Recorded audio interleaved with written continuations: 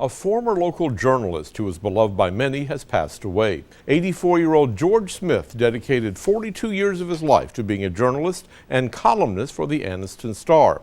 Smith died of a heart attack Tuesday night. He was named one of TV 24's Pigskin Roundup legends, as he was famously known for his coverage of sports around the area.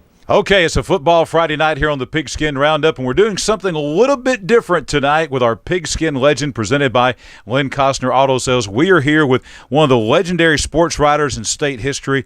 We're talking about George Smith, longtime sports writer for the Anniston Star, still writes for the Anniston Star even today, and one of the legendary figures in all of Calhoun County high school sports down through the years. And so we want to welcome George Smith in as our Pigskin Legend on this football Friday night. Glad to have you with us. You're being kind to an old man. Keep it up. Let's go and immediately just jump down memory lane. So many years that you wrote about you wrote a lot about a lot of things, but high school sports in particular was so big, especially during the era that you wrote in. What was it like being the writing about high school sports in the era that you wrote in Calhoun County? It was fun. It was the best of times, quite frankly. All the schools in the area played each other. Now, the high school playoffs has absolutely ruined high school football. You got people with a 2-6 record making the playoffs. You got may play in Sylacauga one year and they in Mobile the next. You don't get a chance to hate anybody. And you'd he'd rather, be somebody you hate than somebody you don't give a flip about. I'll give you an example. Wellborn and Ohatchee. Of course, it was at Wellborn. I was covering it. I'm an alumnus of Ohatchee, class of I ain't gonna tell. But anyway, Wellborn was supposed to just wax them. Ohatchee beat Wellborn 6-0 at Wellborn. As soon as that game ended, somebody from Ohatchee, and I still think it was the high school principal, stuck a wreath in the middle of the field on the 50-yard line. Best fight I've ever seen in my life. Man, everybody, was just, it was serious. It was serious. And I went back to the office. We was on West 10th Street, and I heard sirens going to West Anniston until midnight. And you could go to any high school stadium in this area. And based on Friday night, that thing would be packed out. You don't see that anymore, John. You may in some cases, but it was everywhere back then. I tell you, it was a time with some fine coaches in this area, too. You knew them, and your dad was one of them. And, of course, there was Benny Newman, Lou Scales, Bill Farrell. You could just go on, and Bill Rutherford. You could just go on and on and on. And one thing that I did, and I really enjoyed this. Now, listen, don't get me wrong. I enjoyed going to Alabama and Auburn football, but I love to go to the high school games. And we were covering 32 schools, and I made it a point. I may hurt my arm here just a little bit. I made it a point that I would be seen at a practice or at a game or somewhere at every school during the school year. One performance I'll never forget, finest performance I ever saw, a high school quarterback, Larry Ginn. If you had to pick an athlete, just looking at him, you just turn your back on Larry Ginn. He did not look like he'd get out of a puddle of dark water. You know what I'm saying? They were playing Oxford. He was the quarterback. He hit 22 out of 26 passes, 4 touchdowns, and 2 of the 4 incompletes were flat dropped. I've never seen a better performance than that. And I really think, and I'm glad the coaches I covered are probably beyond the curtain. I'd be getting in trouble again. I think Larry Ginn's probably the best coach that ever came through the state of Alabama.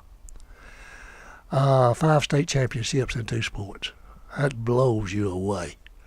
And gosh, let me think of some more. Ooh. How about some of the top players? You mentioned Larry again as a coach and a player. Who are some of the top players that stood out to you during those years? There was so many of them. Pete Cook. Pete could play anything. And he went to Alabama, he didn't stay, but he could have played down there. Harold Warren. Gosh, where did I start? Wayne Carden out at Wellborn. Larry, up at Goins up at Piedmont. Tell you a story about that one. This was before I was riding. I think it was. Not sure. Bill Farrell was coaching at Ohatchee. And Piedmont had Larry Goins, and they were supposed to beat Ohatchee. It's at Ohatchee. Well, Larry comes right out here, and he's carrying the ball on his hip. Bill Miller, and you remember Bill Miller, reached out and took the ball off Larry's hip and went the other way for about 40 yards for a touchdown. And Ohatchee beat Piedmont. They really did. I like to go back to Farrell just a little bit. Farrell and I had our differences. In fact, I was the starting quarterback at Ohatchee until he and I had a little disagreement. And he won, I left. But anyway, I really believe that Bill Farrell could have coached offense with at any level in football. He was throwing the ball all over the place. When I was playing in the 50s now, we spread all over the place. It was unreal. He was an old dumb offensive guard at Jacksonville State in college. But if he had got him a good defensive line, a defensive coach at Anderson High School, that time up there, I believe he'd have won 2 or 3 state championships. He was a genius. He was a flat genius. Good gosh. Terry Henley. Hee-haw. Got to tell you my favorite hee-haw story. I'm sitting at my desk in the Star Newsroom, and all of a sudden I hear this voice say, "I'd like to see George Smith, or Mr. Smith." So I held up my hand, and he came over there. And he looked down at me, and he says, "Mr. Smith, I just want you to know that I'm going to be the best football player you ever seen. And my name's Terry Henley." He was in the 6th grade. You can't make up stuff like that. The next time I saw Terry was a track meet, and he was throwing rocks at me. So, golly, kind of caught me cold. It's been so long. There was so many. It was, whew. As we wind up our time here together, talk to folks who maybe from the outside don't remember that era, were not here during that time. How would you describe to them Calhoun County football during that time? How would you describe that to folks?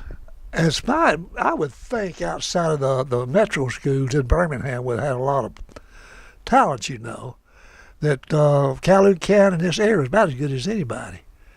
There was really some good football teams. Outside of Calhoun County, you had Etowah Blue Devils, you had Sylacauga, you had Lineville Aggies, Heflin. They played good football. It was basically what you'd call the old 6th district is what it was, John. And, gosh, they could play. They could play. Thank you for being with us, being our pigskin legend, truly a legend in Calhoun County sports in East Alabama through the years. Thank you for spending some time with us. Thank you. I'll take 6 copies.